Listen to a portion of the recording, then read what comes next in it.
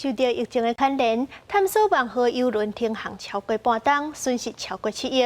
伫咧配合防疫规定的条件之下，今日恢复营运，会有200位游客伫咧船顶迎接新年。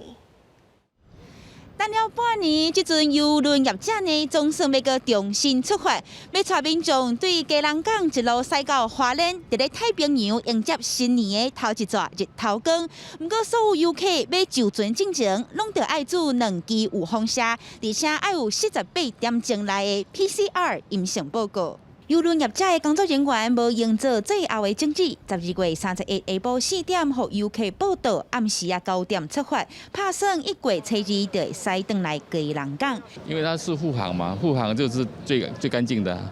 那个核酸检测好贵，4100，然后在床上是2500，这样加起来就6600嘛。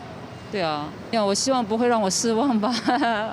受疫情影响，大型邮轮探索万号伫咧今年5月份有风险停航。交通部航港局表示，探索万号伫咧这个月27完成防疫工作的检核，也搁有紧急应变演练，对整个防疫有信心。整个探索梦号这个从它重新要起航的过程包括指挥中心，还有我们交通部也都做了很多的检测那现在大致是没有问题。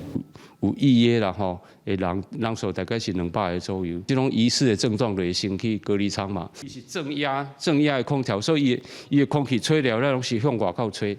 伊并未要伫这个邮轮当中要来传播这个可能性几率很小。